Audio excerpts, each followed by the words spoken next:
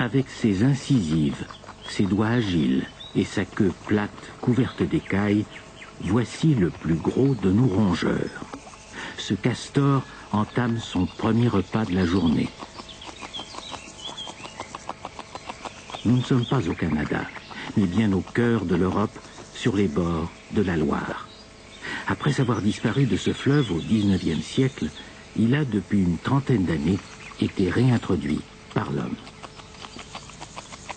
Malgré sa taille imposante, on le confond souvent avec le ragondin, qui est pourtant 4 à 5 fois moins gros.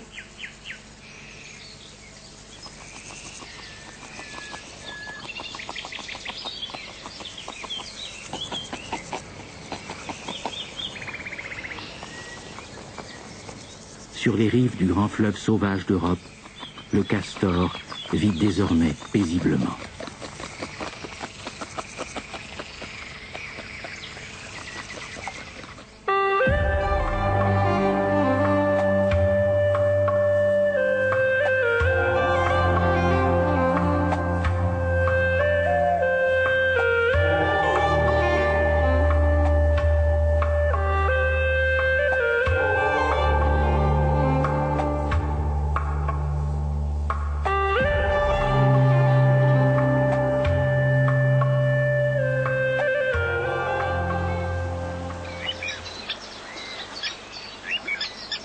Les oiseaux du fleuve le connaissent bien. Le castor ne pêche pas de poissons, ne mange que des végétaux. Alors, pas de problème de territoire, ni pour les balbuzards pêcheurs, ni pour les sternes. Ici, sur la Loire, le castor ne dérange personne. Le héron, un peu plus curieux, s'étonne à le voir nager comme un poisson dans l'eau. À tel point qu'au Moyen-Âge, on assimilait la viande de castor à celle du poisson. Et pour le carême, les moines s'en régalaient.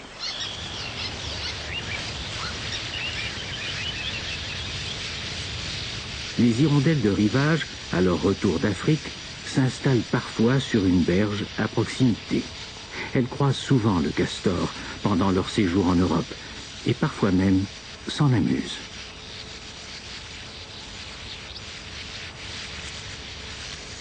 Au printemps, la Loire accueille tous les oiseaux migrateurs qui viennent s'y reproduire. Le castor, jusqu'alors tranquille, doit désormais partager ses berges.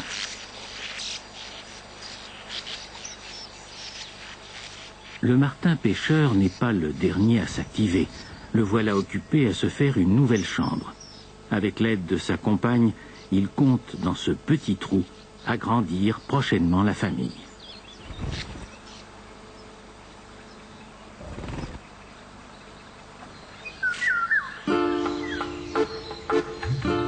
Les castors, de leur côté, voient les choses plus en grand, avec un énorme tas de bois pour dissimuler la maison qui se cache en dessous. On appelle ça le terrier-hutte. La femelle n'a qu'une seule mise-bas dans l'année et se reproduit toujours avec le même mâle.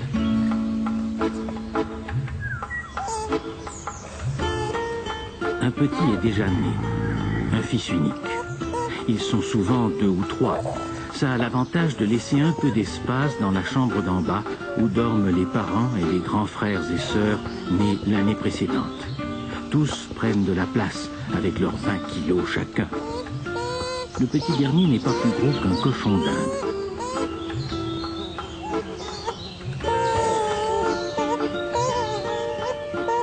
Pour s'imposer, il faut qu'il rappelle aux autres qu'il n'a qu'une petite semaine de vie. Ses courtes pattes palmées et sa petite queue plate sont fragiles.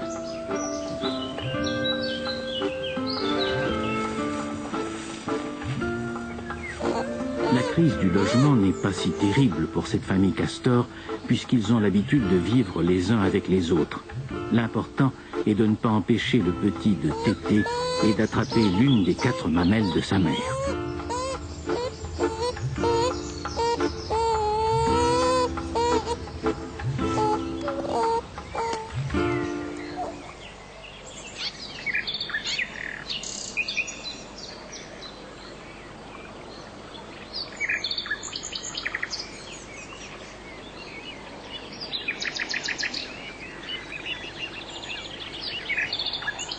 Pour le reste de la famille, il est temps de sortir et de se réveiller.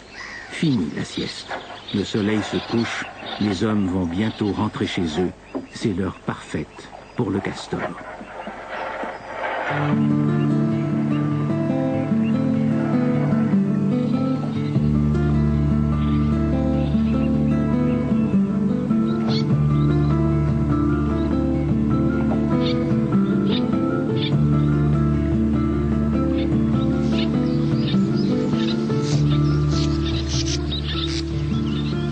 Les dernières des quais de la journée se terminent pour la poule d'eau, quand d'autres vont entamer leur premier dîner.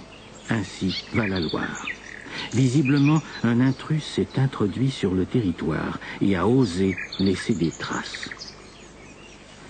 Mais le locataire des lieux, c'est lui, un vieux mâle, et personne d'autre. Pas question de se laisser envahir sur ses propres terres. Il réglera ça plus tard. Pour l'instant, l'estomac gargouille après toutes ces longues heures passées à jeun. Heureusement pour lui, le restaurant familial n'est jamais loin.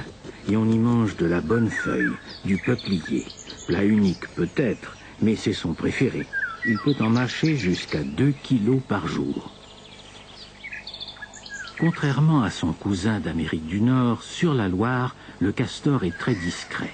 Ses indices de présence sont difficiles à observer. Pendant la belle saison, il mange de petites branches sans faire de gros dégâts sur les berges. La Loire est un paradis pour le castor. Il vit ici dans des conditions naturelles qui rendent ses exploits de bâtisseur bien inutiles. Il n'a pas besoin de bâtir des huttes, car les berges sont suffisamment hautes pour creuser des terriers. Et puis, le niveau du fleuve étant toujours suffisant, il est dispensé de construire des barrages impressionnants. Ça n'en fait pas moins un vrai castor.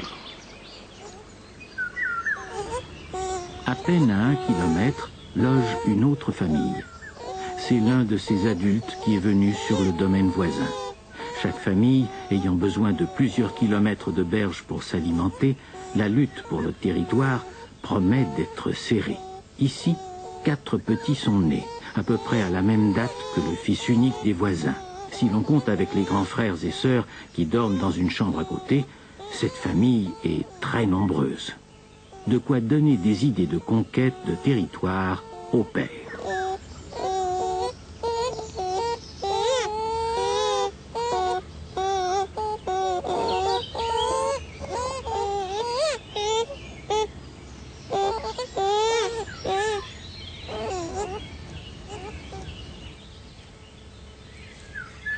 Pour lui aussi, l'heure du dîner a sonné.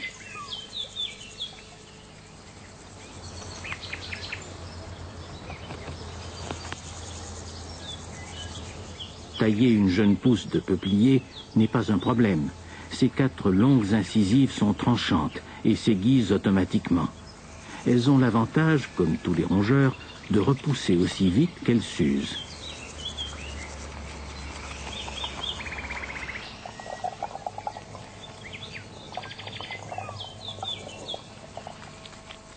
Le castor tolère le ragondin. Il se délecte de plantes aquatiques que le castor lui laisse sans regret.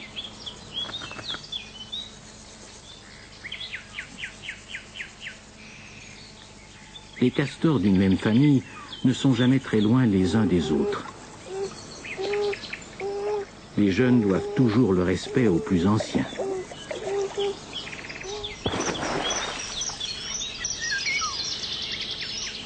Devant tant d'amour, les martins-pêcheurs rattrapent le temps perdu. Il leur tarde de devenir parents à leur tour.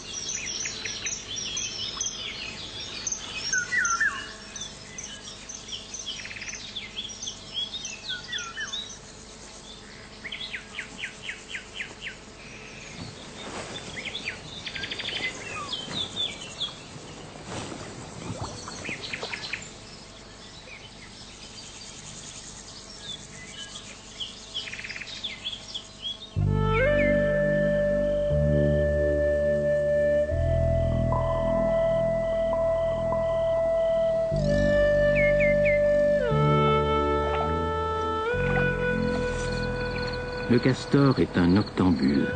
À cette heure, la Loire lui appartient. surtout à cet endroit-là. Il est temps pour lui de régler ses comptes avec le voisinage. Il excelle dans l'art du marquage de territoire. Il laisse toujours des traces visibles à l'entrée de chez lui. Un liquide odorant est lâché. Son nom, le castoreum. Cette substance épaisse fournit aux autres des informations sur l'âge, le sexe, l'état de santé, le statut familial du castor qui a marqué le terrain. En signe de solidarité, d'autres membres de la famille viennent eux aussi se faire remarquer. Le panneau interdiction de circuler pour les castors de passage est maintenant installé. Reste à espérer que le vent soit dans le bon sens pour diffuser l'odeur.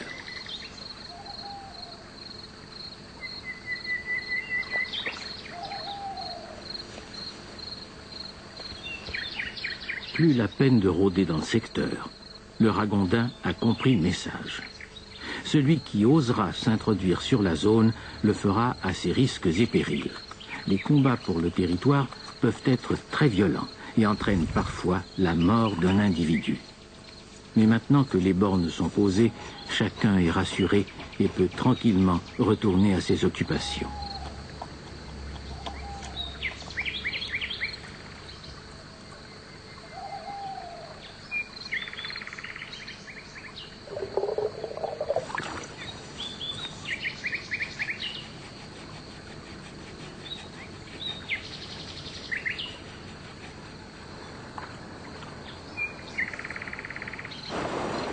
Sur ce petit bras de Loire, dont le niveau est capricieux, un castor a retrouvé son sens inné de bâtisseur de grands ouvrages.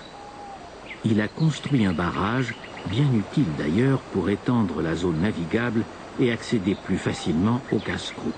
Une brèche s'est creusée dans la digue. Les premiers arrivants constatent les dégâts. Le collectif des ragondins lance l'alerte. L'eau s'écoule et le niveau baisse dangereusement. Cette grande retenue d'eau était une aubaine pour toutes les espèces avoisinantes. Mais le castor ne semble pas entendre l'eau qui s'écoule. C'est pourtant ce bruit qui est censé provoquer chez lui une réaction immédiate. Faut-il aller le chercher ?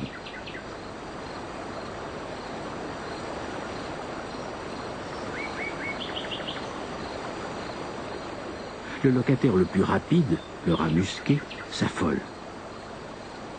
Voici le sauveur, l'architecte de l'ouvrage.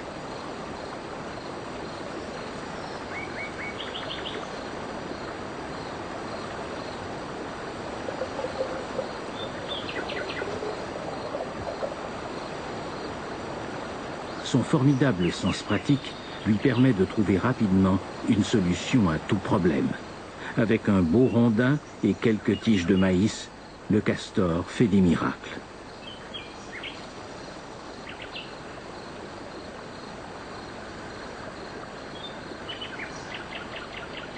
Pas besoin de trousse à outils, il a tout sur lui.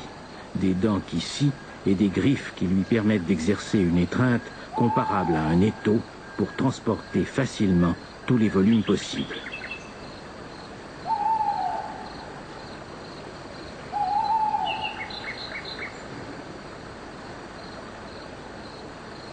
Il peut pousser ce qu'il veut dans l'eau. Sa queue fait office de propulseur. Un vrai chef de chantier autonome.